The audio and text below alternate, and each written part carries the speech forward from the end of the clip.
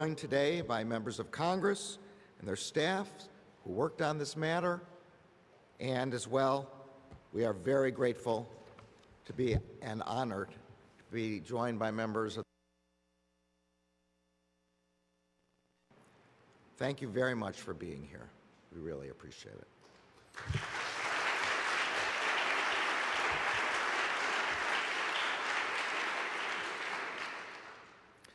A week after the legislation became law, I issued a memorandum to all Justice Department employees laying out steps that we would take to improve our efforts to combat hate crimes and hate incidents. We had originally planned on hosting today's events to provide all of you, our colleagues, partners, and stakeholders with an update on our anti-hate efforts over the last year. We now gather in the wake of a horrific and painful reminder of the urgency and importance of this task. 6 days ago in Buffalo, 10 people were killed, another 3 were injured, and an entire community was terrorized. The Justice Department is investigating this as a hate crime and as an act of racially motivated violent extremism.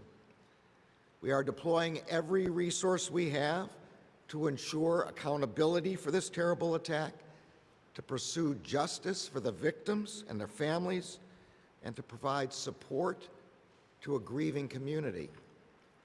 Last weekend's attack was a painful reminder of the singular impact that hate crimes have not only on individuals, but on entire communities. They bring immediate devastation.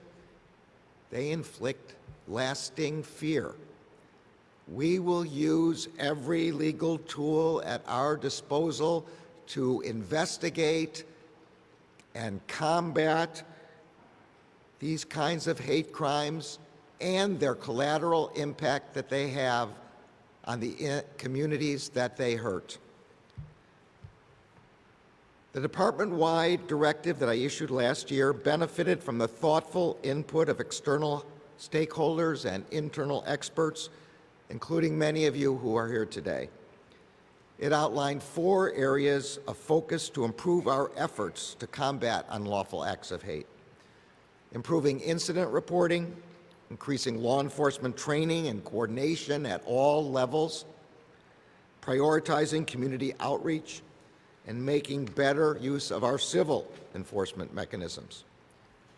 As I said at the time, each of these steps share the common goal of deterring hate crimes and hate incidents and addressing them when they occur, supporting those victimized by them, and reducing the pernicious effects that they have on our society.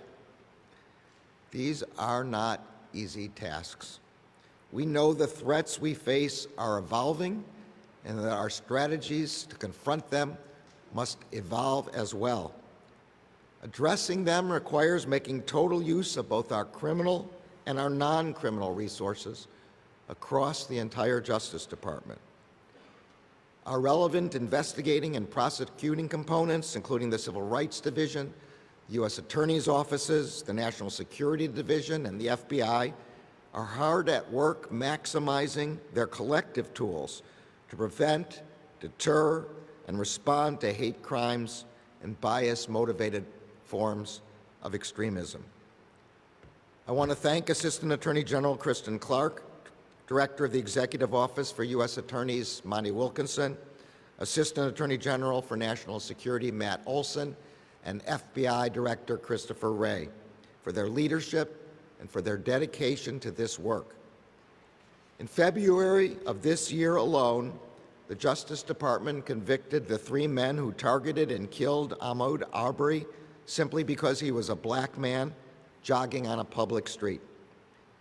Our prosecutors convicted an individual who, motivated by racist and xenophobic beliefs about the COVID-19 pandemic, targeted and attacked an Asian family at a supermarket in Midland, Texas. And a federal court sentenced a man in Tennessee for setting fire to 4 separate churches in that state. These 3 results in 1 month represent just a small sample of the investigative and prosecutive efforts that the Justice Department is undertaking to confront hate crimes using our criminal enforcement mechanisms. But we recognize that in order to address the destructive effects that hate crimes and hate incidents have on entire communities, we must make better use of our non-criminal tools as well. Today, I want to announce 3 important steps we are taking that reflect our holistic approach.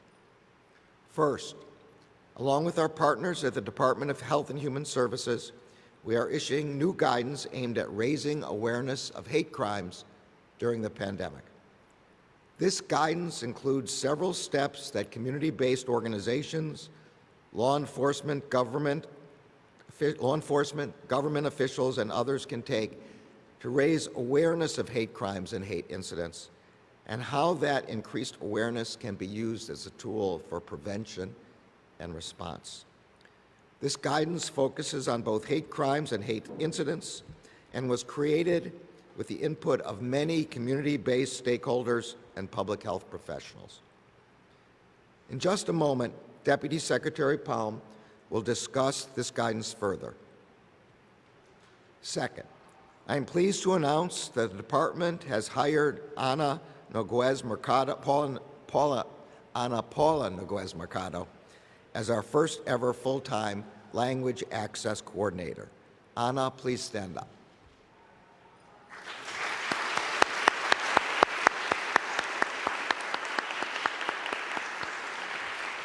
Thank you for joining the team. We know that language access is a major barrier to the reporting of hate crimes and hate incidents.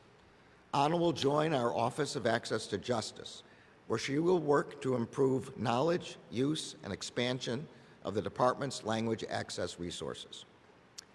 Third, I am pleased to announce that the Department is releasing $10 million in grant solicitations for new programs to address hate crimes. $5 million of this grant funding was authorized under the Jabara Hire No Hate Act.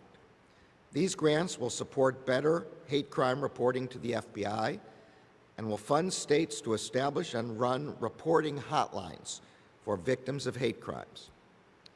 The other $5 million will go to supporting community-based approaches to preventing and addressing hate crimes. I want to thank Congress for providing the funding that allowed us to launch these grant programs.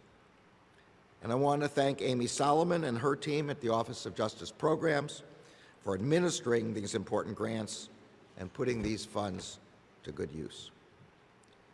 Confronting unlawful acts of hate is a matter of moral urgency for all of us here today, and it is a charge deeply rooted in the Justice Department's founding.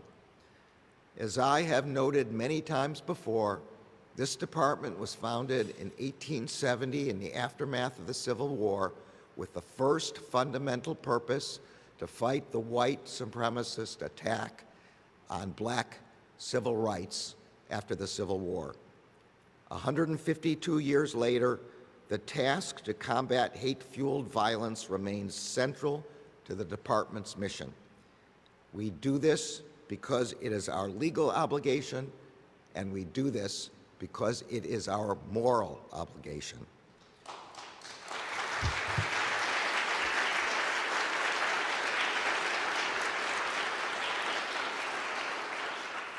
We do this work because we believe that all people in this country should be able to live without fear of being attacked or harassed because of where they are from, what they look like, whom they love, or how they worship.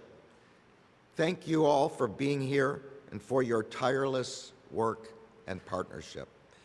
In a moment, you will hear from Deputy Secretary Palm from the Department of Health and Human Services. She will be followed by our Deputy and Associate Attorneys General, who will speak more specifically to the steps we have taken in the past year. Before that, however, we will play a short video featuring reflections from the family members for people who were killed by hate crimes, but whose legacies will have an enduring impact on combating hate crimes. Thank you to the families of Heather Heyer, of Khalid Jabara, and of Matthew Shepard and James Byrd Jr. for your important words in this video. And thanks again to all of you who are here with us today.